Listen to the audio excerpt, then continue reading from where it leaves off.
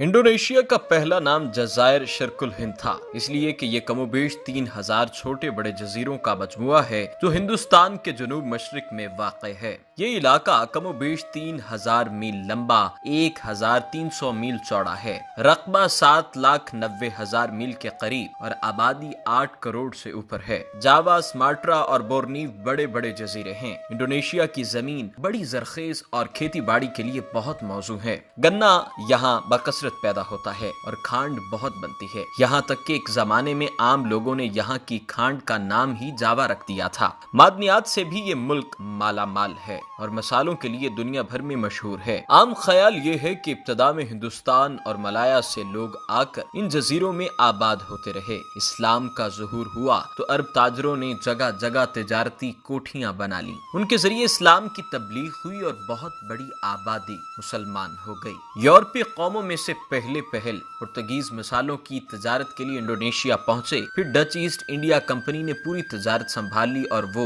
Indonesia पर काबिज हो गई। कुछ अरसे बाद कंपनी टूटी तो हॉलैंड की हुकूमत ने इंतजाम अपने हाथ में ले लिया। 1942 तक वलंदेजी यहाँ हुक्मरान रहे। वैसे बराए नाम उनकी हुक्मरानी का सिलसिला 1949 तक जारी रहा। आजादी की तहरीक तो मुल्क में पहले ही मौजूद थी। दूसरी जंग आलमगीर में जर्मनी हॉलैंड पर काबिज हो गया और मलकाए हॉलैंड इंग्लिस्तान जा बैठी तो उसने दिसंबर को ऐलान कर दिया कि आइंदा के लिए हॉलैंड के तमाम मकबूजा इलाकों को वही दर्जा हासिल होगा जो हॉलैंड को हासिल है। इस तरह इंडोनेशिया की सियासी आजादी तस्लीम कर ली गई। जब जापान ने शर्कुल हिंद के बड़े जजीरों पर कब्जा जमा लिया तो उसने यहाँ के लोगों में हथियार तकसीम कर दिए और आजादी का यकीन भी दिला दिया। मकसूद ये था कि वो जापान के खिलाफ कोई कदम ना उठाएं, बल्कि इसके मकासद को हर मुमकिन जरिए से तकवीयत पहुंचाते रहें। जंग के खात्मे पर मलका हॉलैंड वापस वतन पहुंच गई और हुकूमत का नक्शा नए सिरे से दुरुस्त हुआ तो हुकूमत हॉलैंड की नीयत बदल गई।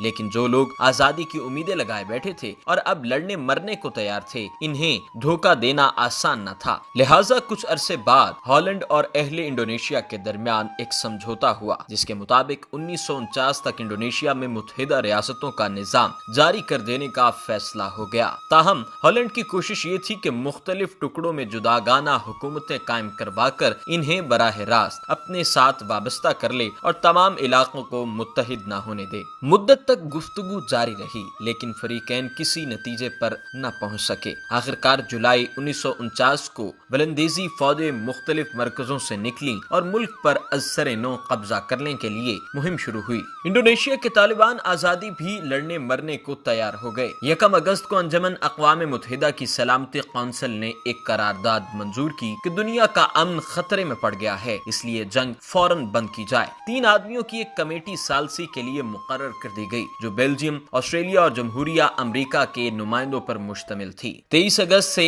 नवंबर तक हुकूमत हॉलैंड और अहले इंडोनेशिया के नुमाइंदों के दरमियान बातचीत होती रही। आखिरकार फैसला हो गया और दिसंबर 1949 को हॉलैंड ने तमाम इख्तियारात रियासत हाय मुत्तहिदा इंडोनेशिया के हवाले कर दिए। यूं आजादी की मुहिम कामयाबी की मंजिल पर पहुंच गई। पहले निजाम हुकूमत विफाकी रखा गया था, फिर इसे वहदानी बना दिया गया। 14 अगस्त 1950 को आर्जी दस्तूर मंजूर हुआ। फिर सितंबर 1950 को इंडोनेशिया अंजमन अक़वाम मुत्तहिदा का रुकन बन गया। अब जमहूरिया इंडोनेशिया भी बर्रे आज़म एशिया की एक बड़ी जमहूरियत है। क्योंकि खबरों को अब चलने दो।